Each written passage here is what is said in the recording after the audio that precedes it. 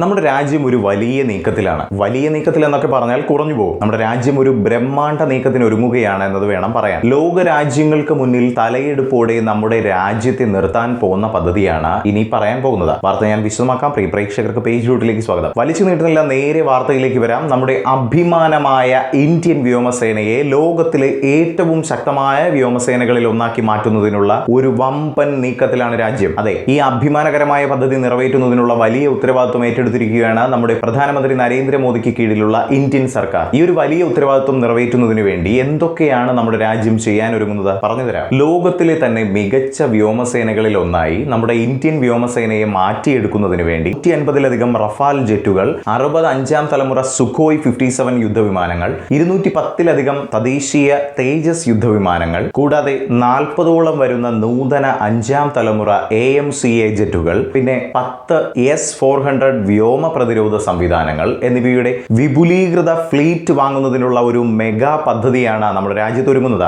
ഇന്ത്യയുടെ പ്രതിരോധ മേഖലയിലെ ഒരു സ്വർണ്ണ തൂവലായി തന്നെ ഈ പദ്ധതിയെ നമുക്ക് കണക്കാക്കാം. കാരണം ചൈന, പാകിസ്ഥാൻ, ബംഗ്ലാദേശ് പോലുള്ള അയൽ രാജ്യങ്ങളിൽ നിന്ന് ഉയർന്നു വരുന്ന ഭീഷണികളെ ശക്തമായി ചെറുക്കാൻ രാജ്യത്തിന്റെ ഈ ഒരു വലിയ നീക്കത്തിലൂടെ സാധിക്കുമെന്നത് എടുത്തു തന്നെ പറയണം. ഈ പദ്ധതിയുടെ പ്രധാനി എന്ന് വേണമെങ്കിൽ പറയാവുന്നത് റഫാൽ പ്രോഗ്രാമിനെയാണ്. ഇന്ത്യ ഇതിനോടകം 36 ദസോ റഫാലുകൾ ഉപയോഗിക്കുന്നുണ്ട്. എന്നാൽ രാജ്യം 114 പുതിയ റഫാലുകൾ വാങ്ങുന്നതിനുള്ള വമ്പൻ തയ്യാറെടുപ്പിലാണ് ഇപ്പോഴുള്ളത്. 3 ലക്ഷം കോടി രൂപ വിലമതിക്കുന്ന ബ്രഹ്മാണ്ഡ കരാറാണ് ഒരുങ്ങാൻ പോകുന്നത്. ഇതുമായി ബന്ധപ്പെട്ട ചർച്ചകൾ അണിയറയിൽ ചൂട് പിടിച്ച് നടക്കുകയാണ്.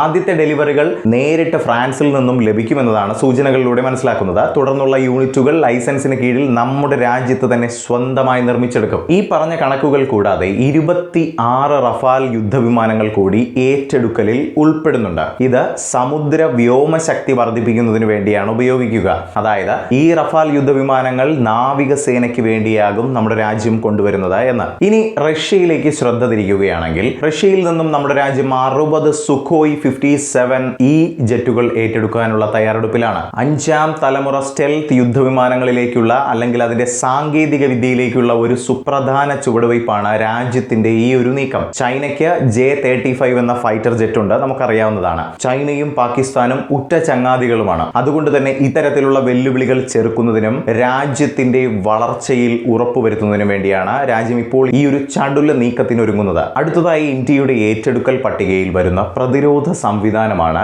S-400 triumph. ഈ സിസ്റ്റത്തിന്റെ 3 സ്ക്വാഡ്രനുകളുടെ വിതരണം ഇതിനോടകം നടന്നിട്ടുണ്ട്. 2 എണ്ണം കൂടി ഉടൻ എത്തുമെന്നതാണ് മനസ്സിലാക്കുന്നത്. നമ്മുടെ ഇന്ത്യൻ സർക്കാർ 5 അധിക യൂണിറ്റുകൾ കൂടി വാങ്ങാൻ തയ്യാറെടുക്കുകയാണ്. രാജ്യം രണ്ടും കൽപ്പിച്ചു തന്നെയാണ് എന്നത് വേണം മനസ്സിലാക്കാൻ. ഇന്ത്യയുടെ കാലുവാരാൻ ശ്രമിക്കുന്നത് ആരായാലും അവർക്ക് 8ന്റെ പണി തന്നെയാകും കിട്ടുക എന്നത് രാജ്യത്തിന്റെ ഈ ഒരു ബ്രഹ്മാണ്ഡ നീക്കത്തിലൂടെ നമുക്ക് എടുത്തു പറയാൻ സാധിക്കും. S-400 വ്യോമ പ്രതിരോധ സിസ്റ്റങ്ങൾ ഏറ്റെടുക്കുന്നതിലൂടെ ഇന്ത്യൻ വ്യോമ അതിർത്തിയിൽ ഒരു വലിയ കവചം തീർക്കാനാണ് നമ്മുടെ ഇന്ത്യ മഹാരാജ്യം ലക്ഷ്യമിടുന്നത്.